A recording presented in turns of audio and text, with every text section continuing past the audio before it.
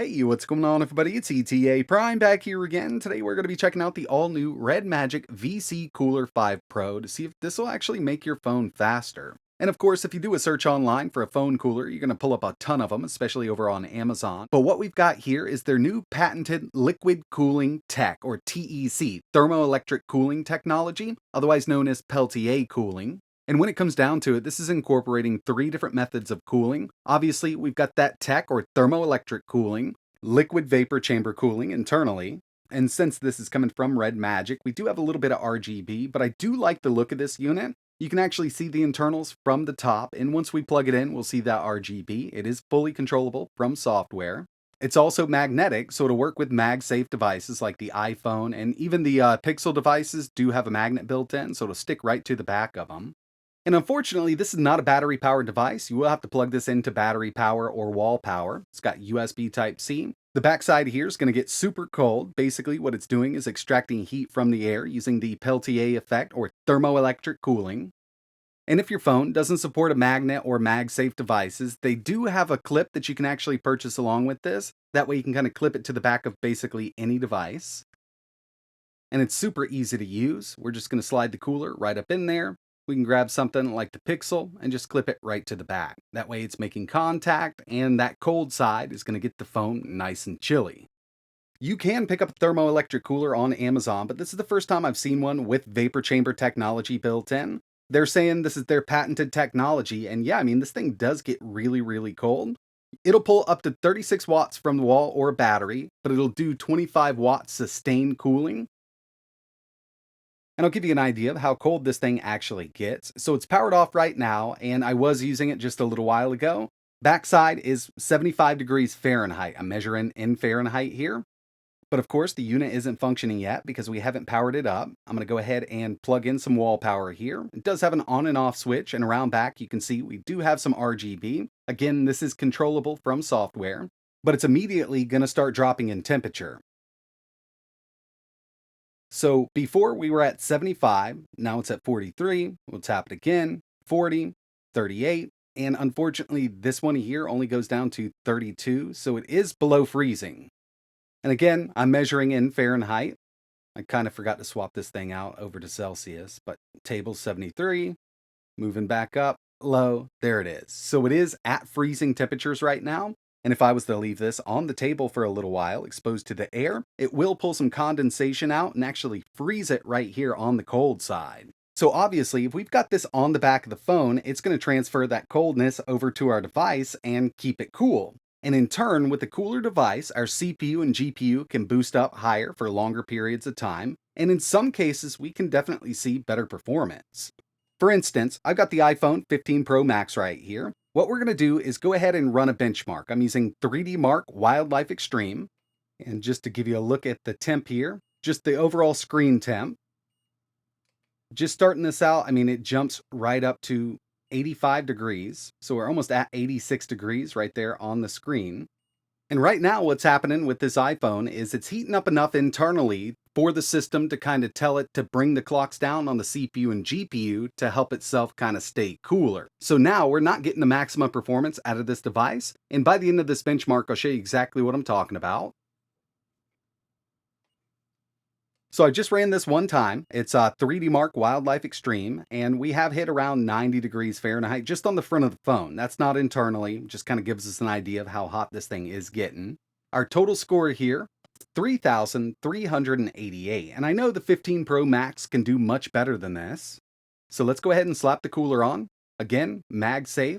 Actually fits on here really nicely. Not too worried about it falling off. You can go vertical with it. You could go horizontal with it. It'll sit on here any way you want. I've just propped this up a bit so we can get some airflow over that cooler. It's been running for about 2 minutes. And you can see now that our screen is at 72 degrees Fahrenheit. My lights are really heating it up in here right now. So it's 74 on the surface of the desk. I'm running the same exact test as before, but now we've got that cooler attached. And at the end of this one, looks like our screen is not at 90 degrees Celsius. It's going to drop pretty quickly with that cooler attached, but our score has significantly increased. We're now at 4,278, And if you remember correctly, without the cooler installed, we were at 3,388. And with this specific benchmark, we gained 5 FPS throughout. But the main device that I wanted to pick this cooler up for is the Galaxy S24 Ultra. This thing can definitely get really hot. And I'm going to show you here, we're going to run that same benchmark, no cooler. And to give you an idea of how hot this thing can get, we're at 100 degrees right in the middle, but up top here is where our CPU and everything's located, 106. So again, that's Fahrenheit. And yeah, I mean, the device is pretty toasty just after running that one time. And the Galaxy S24 Ultra definitely has a very powerful chipset. It's the Snapdragon 8 Gen 3 for Galaxy, so it's got a bit of a higher clock in the GPU and CPU. So adding a cooler can really help out general performance, but sustained performance is where it's going to really help. So playing a game for a long period of time, this device will get really hot, therefore lowering those clocks. We're not getting the same kind of performance we did when we first started the game up, but with the cooler, it's not going to reach those temps. And I've let this sit for about 2 minutes, just like I did with the iPhone. We'll run the benchmark with the cooler.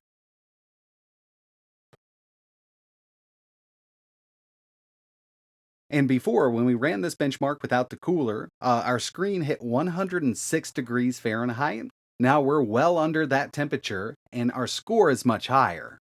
Without the cooler, I got a score of 3,761, and it's saying that it's better than 7% of all other S24 Ultras tested here. But with the cooler, we jumped up to 5,212, and now it's better than 96% of all of the other S24 Ultras using this test. The last thing I wanted to show off here was sustained performance using this cooler. I'm going to be testing with Genshin Impact, and as you can see, I mean, you can still play the game with the cooler attached. I'll be using the Galaxy S24 Ultra for this test. And first things first, without the cooler. So I've chose this spot here because it is really stressing out the GPU. FPS is up in the top left-hand corner. We've also got our CPU and GPU usage up in the top right-hand corner. And we've also got some temperatures and clocks for the GPU and CPU here. I've only been up and running for almost 4 minutes. We've got that timer on screen right underneath that G temp, which is our GPU temperature. We've also got the CPU temperature listed. I've seen a maximum of around 61. It'll kind of back right off. If you keep an eye on the FPS and the GPU clock, you'll notice that once we hit a certain temperature, GPU clock is going to drop down. Our FPS is also going to drop down. We can't get a sustained 60 FPS maxed out with Genshin Impact. And just taking a look at the screen temp, right there where all the main components are, 104 degrees Fahrenheit. So yeah, this phone can definitely get steamy, and unfortunately you'll see it dips right under there from 60 and then it'll go back up. The system tells the CPU and GPU to lower the clocks. Once those lower, it cools off and then it can go back up. But it's going to be a constant battle of going back up and down because we don't have any kind of active cooling with this phone. And originally, I was going to let this run for 10 minutes without the cooler, but we can already see it's thermal throttling. So we're going to attach the cooler, do the same test again, using the same exact settings with Genshin Impact in that same location so we can get, from 80 up to 100% usage on that GPU. Our GPU clock is at 310 megahertz.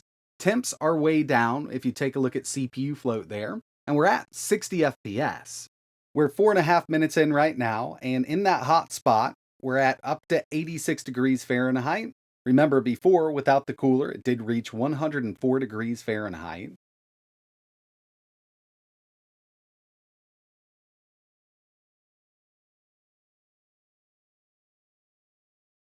And even 17 minutes in, straight running, high settings with Genshin Impact, we've still got much lower temperatures over there on the CPU and GPU, and we don't get that GPU clock fluctuation because our CPU isn't thermal throttling now with that cooler attached. So to answer the first question, can this cooler make your phone faster? Well, it's not going to make your clocks any higher than the manufacturer set them to. It's not going to overclock your device or anything like that. But what this is really going to allow you to do is get the maximum sustained performance out of your device. This isn't going to bring your clocks up to 5 gigahertz or anything like that, but your phone isn't going to thermal throttle and lower those clocks by itself. Therefore, yeah, it can make your phone faster.